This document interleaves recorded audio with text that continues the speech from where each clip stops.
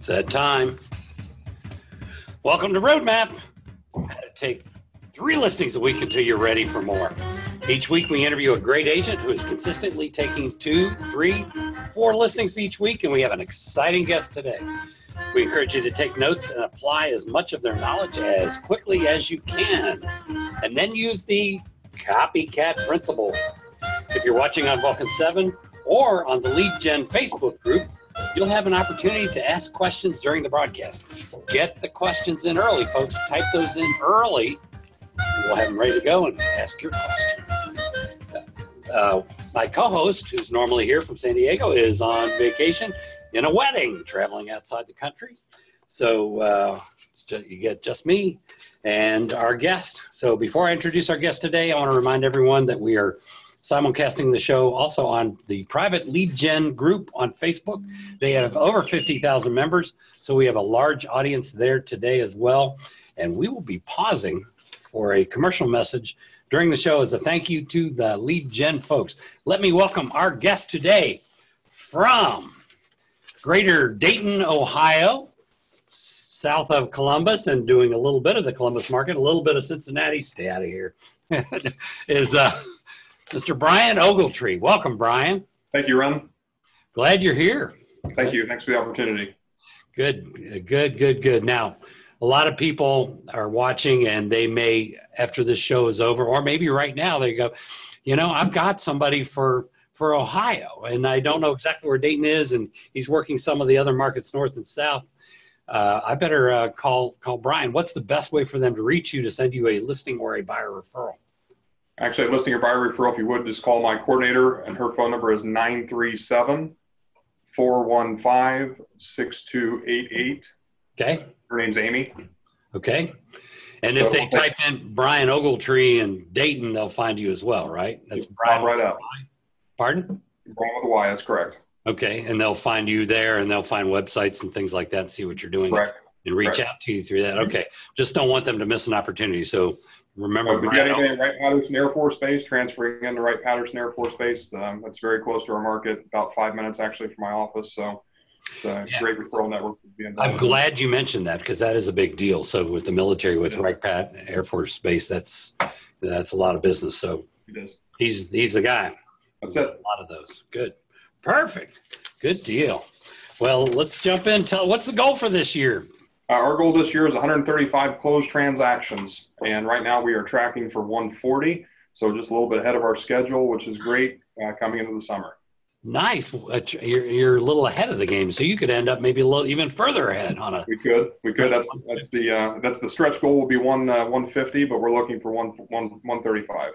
Good. What is that in income for when you do like that? For our market, we're a smaller price point, average sale price $150,000, so that'll generate about $675,000 in gross income. I don't care where you live; that's a good life. You can make it on $675. And in Dayton, you're king of the hill. We're near the top. Yes. That is a great life. Good. So how does the day start out for you? So my day starts out. I'm very regimented in what I do, but my day starts at 7:30 in the morning. Let me back up. I get up at 6:15. I'm in the office by 7:30, and we start practicing and role playing from 7:30 to about 8 o'clock.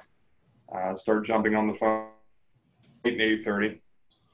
Great, wonderful. We'll run that up. Who are you calling? Typically, we start with the expireds. That's the lowest hanging fruit. I like to be the first one to call there, but we'll go expireds, followed by for sale by owner, just listed and just sold. Past clients, sphere of influence, basically anybody that I do business with or send money to, that's who we like to reach out and ask for that business. Nice.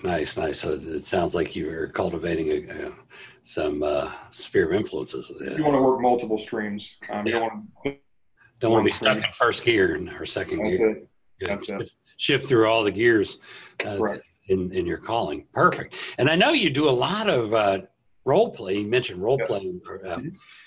You're involved with a lot of groups. In fact, when I searched Bryan Ogletree, I kept finding him on different sites saying, I'm looking for a role play partner for this time, that time. Yeah. I mean, you are a networker for the accountability and role play piece. Absolutely. It's very important because with a new partner comes new objections. Sometimes it's just a little twist on the objection that you already know, but it's presented in a different way. It keeps you on your toes. I know. I've heard good things. You role play with my cousin, so I hear Yes. powerful objection handlers. So Yes. Yes, we practice those every Friday with him. keep sharpening those skills. That's Good. it. Wonderful. Now, when I talked to you yesterday, because you have never watched the show, Correct. and I sent you a couple clips, but you couldn't watch it because, and I want to stop and share this because this is really good. He said, I didn't watch it because I was on a listing presentation till 8:30. I was competing against 5 other people, and they all wanted to charge 5%. Correct. You said you charged 6% and you got it the price where I wanted it. Yeah, lower than everybody. Everybody else was highballing and cutting their own commissions and highballing the. And you, how do you do that? Can you share a little magic there? Because that, a lot of people want to know, how do you do that? I'm up against 5 agents. A lot of them just kind of lay down and go, all right, I'm dead. Right. There's no skill set when you lay down. And when you're competing against multiple agents, I think the easiest thing to do is, number one, ask the seller, did you let everybody else know that there's multiple agents coming in here? And of course they said, yes, we did. When you let the client know that, then it's easy to lay the groundwork to say, they're trying to buy your business. They're paying you a higher price to get you to pick them, try to get them to beat you up for a price reduction later. And that's not what you're looking for, is it? So, yeah. So actually by asking that question, then they're more willing to understand that the prices they got may not be accurate. They're trying to become the highest bidder is what that the agents are trying, and they're aware of it, and then they realize that person's weak. Yes. And based on that weakness, they reject them. Right. And then the commission side of it, obviously, I had 5 agents that all agreed because this person has 2 houses to sell, and to get multiple business, everybody else said yes. In my listing presentation, we were going over comparables. There was an agent that took it at 5, took a listing at 5%.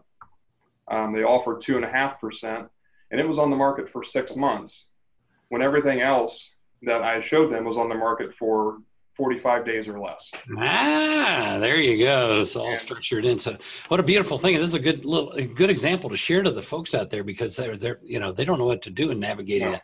And I got to tell you, I've been doing this a long time, and it never occurred to me to ask that question. Did you share with the other agents how many agents they're competing with?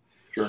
Because it really does illuminate for that seller that it can turn it into a bidding situation. Right. Unless they're cutting the check to buy the house at the price they recommend, it's not worth the words coming out of their mouth. Yeah.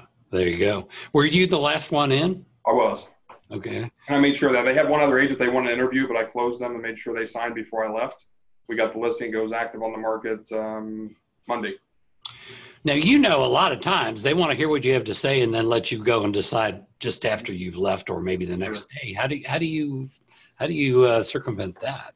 So, they honestly had said that, we want to think about it tonight and we'll call you tomorrow. And I said, I can appreciate that. But since 3 minds are better than 2, let's think about it together. And I said, do you feel that I have the skill set in order to be able to sell your home? And they said, yes. I said, would you agree that I have the best marketing plan of anybody you've interviewed? And they said, yes. I said, so all we need to do now is simply sign the contract so I can get you what you want, when you want. Wouldn't that be great?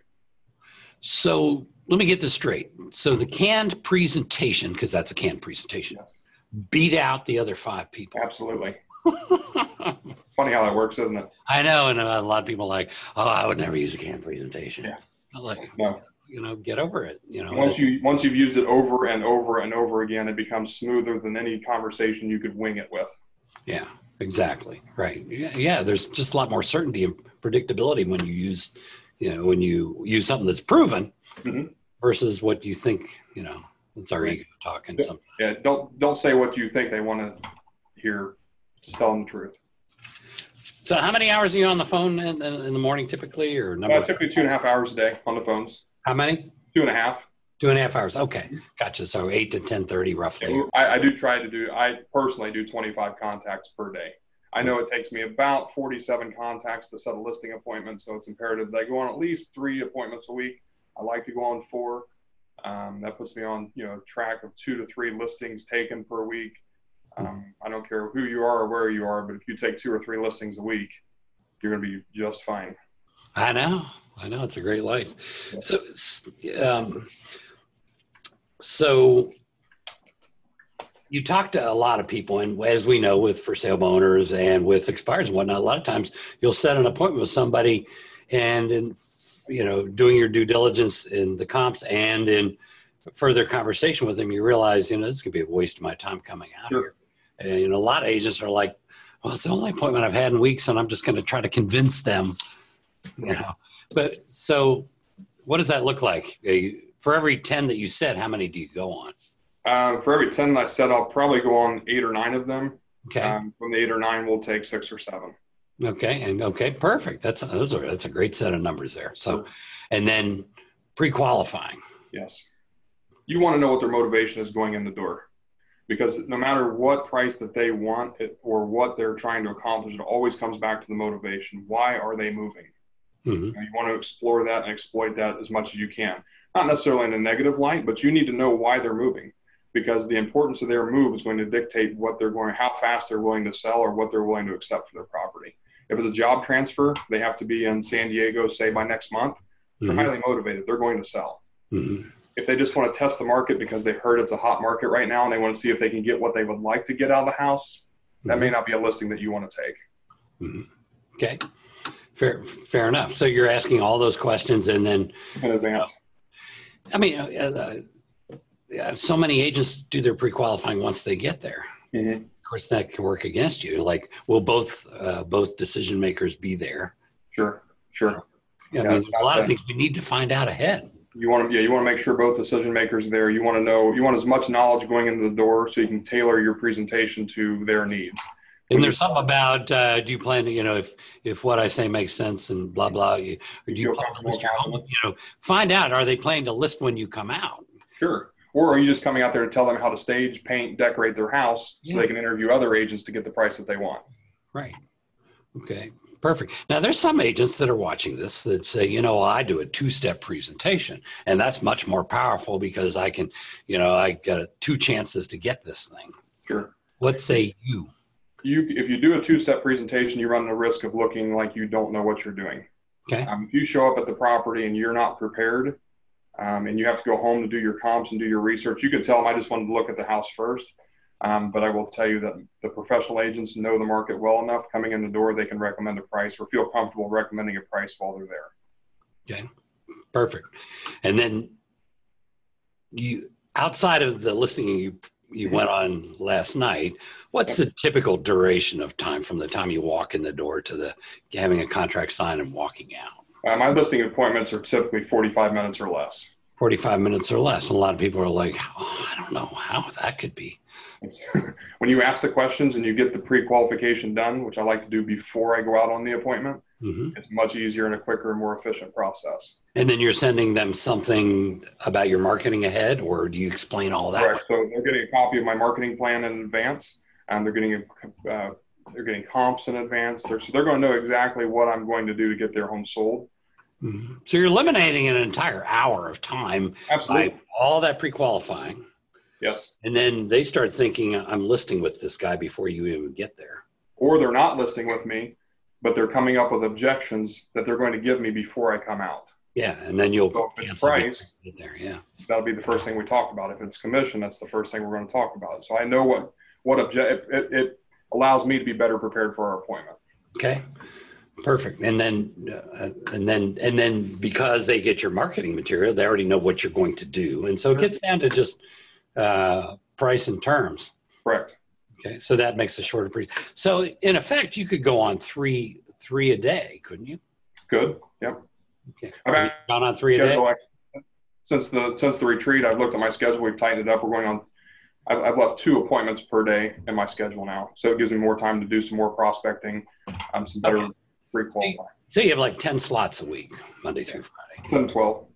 10 to 12 slots. Oh, so you're running into Saturday or something. If I absolutely have to, my wife and kids get to sleep in on Saturday morning, so I'll come into the office and run an appointment at 11 o'clock on Saturday morning if necessary. Okay. But I'm done by 1 o'clock on Saturday. I work 4.5 days through the week and half a day on Saturday. Okay. Gotcha. All right. And good deal. Well, and that's working. It's working very, very well. What's the, now you're masterminding with a lot of people. You have a lot of friends that are doing more than you. What do you see that they're doing that you want, and how are you going to get there? So it's basically self-accountability, outlining my goals. I mean, I'm hanging on my wall right next to me. I've got my goals for the year. My schedule is on my wall as well. So I need to know, I can always reference my goals of what I need to achieve. As I walk out of my office door, I've got the number of listings remaining that I need to take for the year. That's to keep me accountable, keep me inspired to, I know what I need to list because I know what my ratios are to sell, and that's going to help me achieve my goals for the year. Perfect. Okay. Because, I mean, you can take this really big. I mean, of course, 140, 150 transactions is big now, but I mean, in your market, it's pretty doable to go to 300, 400, 500. It is doable. I mean, the top agent in my market's closing 300 deals a year. So they have 17 agents on their team to do 300. I'm doing 150. I just hired my first buyer's agent 3 weeks ago. Mm-hmm. We're going to do, like I said, almost 150 with 2 people. 17 people doing 300? Yes. That's an office, Brian. It's an office in an office. Yes. Yeah. But Barbara Cochran says she's the best. I don't know. Oh, is that the person in your market? Okay. Yeah, I don't. Good deal. Maybe we should do a little role play. Okay. You want to do just listed? You want to do just listed? Okay, that would be great. That's maybe so. Pardon? I said that maybe something a little bit different than most people are used to hearing. Yeah, let's do that. Let's do it just listed. We get to okay. Ring. Hello. Oh, this is Bryan Ogletree with Remax, and I was calling today because we just listed a home for sale in your neighborhood over on Hunterfield. It's a 4-bedroom, 2.5-bath, 2-story. We listed at $245,000, and I was just wondering, who do you know that would like to move into your area? This is the one opportunity. I can't think of anybody.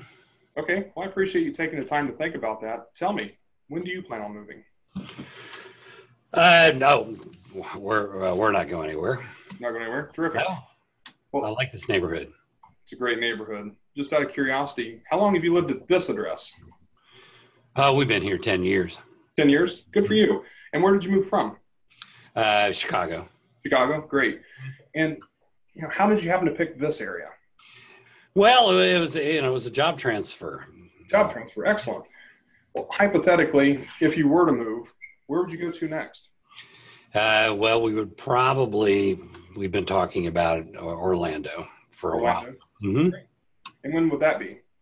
Well, actually, that is strange that you would call. We're giving that a hard look right now. Hard look right now? Okay. So would you say maybe in the next 3 months that you may be looking to go to Orlando? Well, we've got family down there. We just got back from there, and it would be really nice to be down near family because there's nothing keeping us here. The snow is not keeping us here. That's for darn sure. Sure. So let me ask you this. If I could get your home sold, say, in the next 60 to 90 days and get you into Orlando before that snow starts flying up here in Ohio again, would that be worth 15 minutes of your time? I don't know. Do you know how much homes are selling for here in Willow Springs? Well, I do know how much homes are selling for in Willow Springs, and I think that the fact that you say that justifies us getting together for about 15 minutes so we can discuss how I can get you the most amount of money in the shortest amount of time with the least amount of complications. Wouldn't that be great? Yeah, that'd be great, Brian. Okay. Yeah, let's do that. Why don't you come over and talk to us? Okay. That is I just think this is a fluke that you were calling because we've been thinking about it. Sure. Would you have time, let's say Friday at 3:30, or would 5:30 work better for you? 3:30 is good. 3:30 is good? Okay. And will your wife be there as well? Yes. Okay. Well, just to let you know, I'm going to have a few more questions. I'm going to do some initial research on your property, and I'd like to give you a call back, just to ask you a couple more questions so I can be better prepared for our time together. That'd be fine. Yeah, that's fine. Call anytime. I'm pretty available. Perfect. Well, I appreciate your time, and you have a great day. Okay. So we're starting to get some questions, and I'm going to go through some of the ones that are on here. And a couple people said, commenting that, they've heard this script before, and one of them's attributing it to Kevin Ward, whoever that is. Sure. That's a trainer. There are a lot of trainers out there. and a lot of these scripts get you. Who comes up with a script is not as important as that you use the same one every time, because you're going to be most comfortable with that. So it's not. I mean, so this is the one you. How much business do you get using? Just sold probably 10% of my business. 10% of your business. So you're getting one to two transactions a month from. One's fair. At least one. Okay. Yeah. And then Luke Walker wants to know how often do you get brushed off, cut off from that kind all the time. This is a rejection-based business. You're going to get told no way more than you're going to get told yes. How do you handle it when they get a little cranky? It happens. You brush it off. The best thing you do is ask another question. Mm-hmm. If they want to continue to brush you off, then it's probably not going to work, and that's okay. Because I know for every 46 people that tell me no, that next one's going to tell me yes. And that yes equals $5,000. So, yeah, and I know, Bryan, I do know a lot of agents that do just listed, just sold as a big piece of their business, and they get at least 2 listings a month off of it. So, you're giving it just a small portion of your time because you probably have a pretty big database by now. I do. I've got 700 people in my database, a little over 700. Mm-hmm. Your database should be giving you about 10% of your database should be giving you a deal a year. So I know that my first 71 deals are coming out of my database, which is great. Mm-hmm. I'll get some business off of the listings that I take, so that's going to generate some business there as well. Mm-hmm. And I add to it with the prospecting. So expires for sale by owners, your database is going to bring you roughly half of your business. Yeah. And then just listed, just sold. Yeah. And some for sale by owners. You're right, exactly, for sale by owners. Perfect. Right. Well, let me go into some of the Q&A here. We got a number of questions popping up. Where do you find role play partners? Rick Schnick wants to know, where do you find role play partners? So I usually get my role play partners from the events that I go to, because we're so committed to role play, and I go quarterly to an event, and I change up my role play partners generally quarterly, to replace some of the older ones with newer ones. Okay, so you're going to events, and a lot of agents who, some of them never do anything but besides their local thing, and you need to role play with people outside of your market. Absolutely, right? Because they're going to give you objections you may not be used to hearing.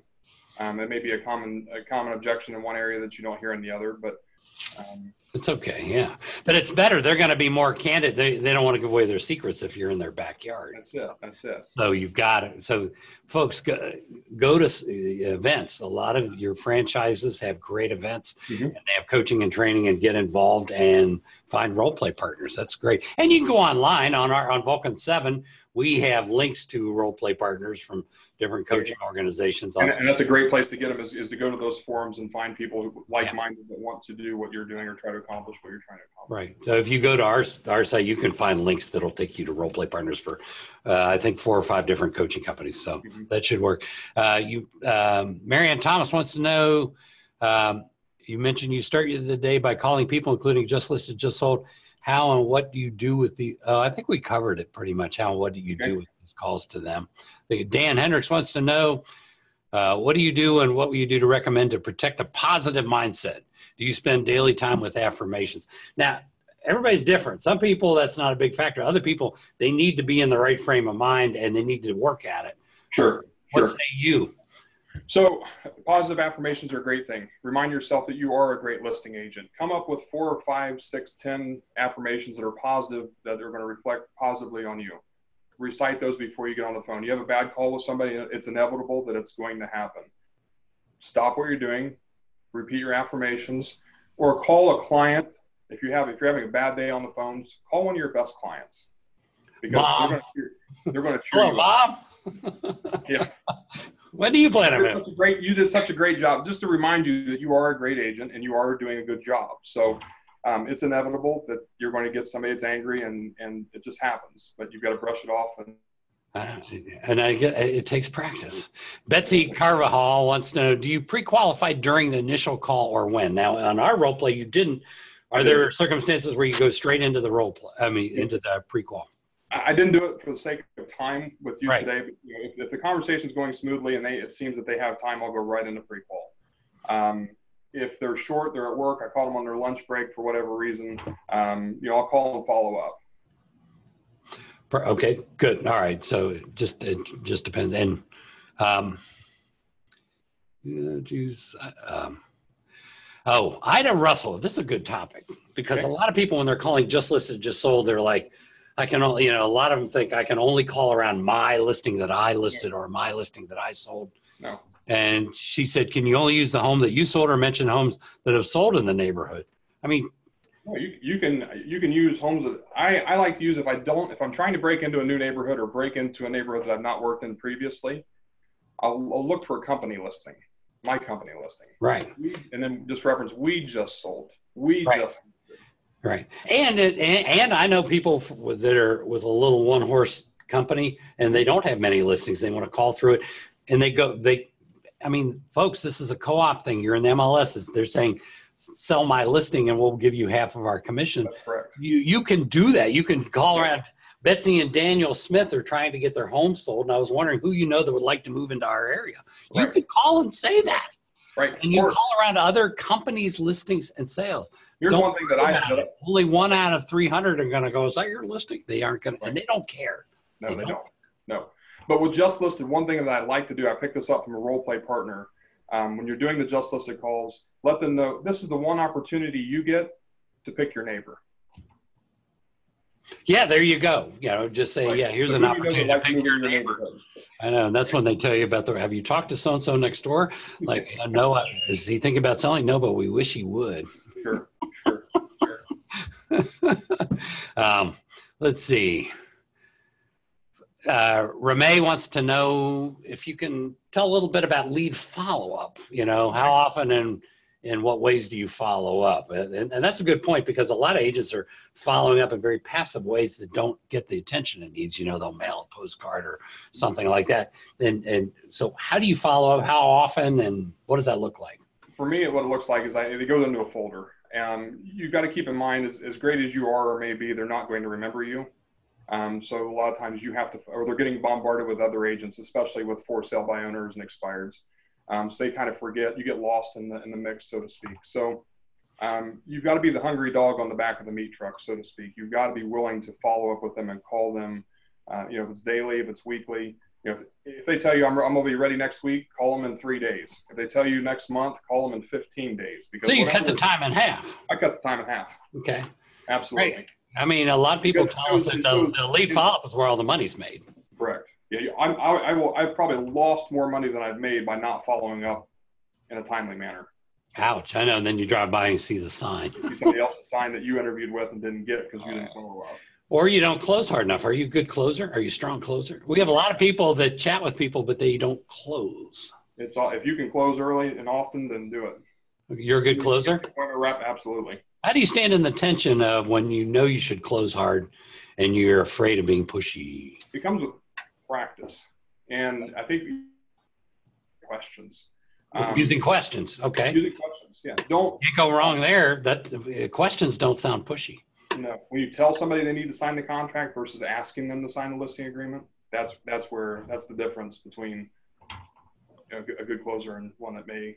It's a beautiful thing. So the magic is in the questions, and that takes a lot of practice. It does. Leading, closing with questions. Right. Rick Schneck. Hey, Rick, I love you.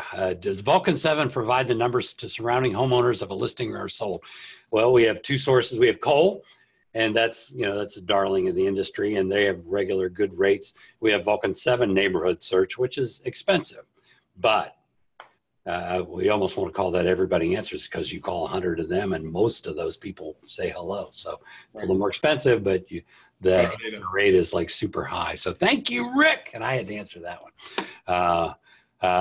Elena Krasnopolaskaya, I apologize for stepping on your name, Elena. What do you bring on your listing presentations? Obviously, I've got a copy of the comps that they have, so we can go over those together. They have my marketing plan of what it is specifically. If you don't have a marketing plan, write out what it is you're going to do to get their home sold. Okay. From the minute you order photography to who you're prospecting to sell their property, let them know the steps you're taking because that adds value. Perfect. Most agents are very weak. They show up with maybe a company flyer, a couple actives, a couple solds, and that's about it. But bring something of value to show them that you're actually working for that 3% commission. Yeah, there's your one chance. And if it's a short presentation, it's going to feel powerful. And don't forget to bring the contract. You want to bring the listing contract. It's amazing. Agents will either forget or they don't fill it out. I mean, go ahead and fill it out ahead. Have it. What is the rule? Have it laying out on the table at the very beginning with a pen, a couple pens laying nearby, so they're used to seeing. So they're used to seeing it on the table. Yeah, and the commission already filled out, so you don't have to worry about negotiating that. It's already hard written in the contract. Yeah, have it typeset in. Don't. Yeah, and then instead of just like whipping it out at the last minute, hey, I got this contract, and then they're like, ah. Right. Right. I mean, if it's laying out there the whole time, it's real easy then. And then just lift the table up and tilt it and let it roll towards it. No.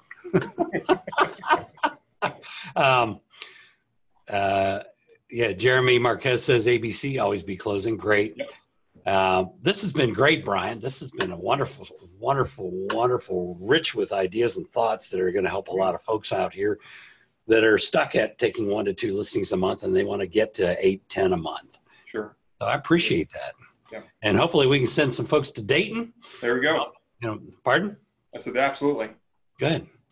Thank you again. And I look forward to seeing you again real soon. Oh, I got to read my little ditty. If you're watching on Vulcan7 and you want to get involved with the Lead Gen Facebook group, they have over 50,000 members. They are at facebook.com/groups/got objections.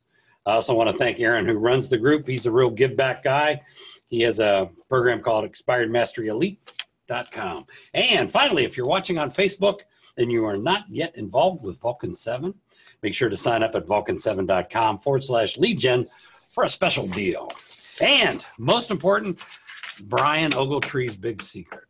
You want to know how he does it? A lot of it's in what you've heard today, but there's one secret he's not telling you. After he's made his calls, after 2.5, 3 hours of calls, he goes and gets some delicious Graeter's mint chocolate chip. That's the good ice cream. This is the flavor. And you have the stores in your area. I do.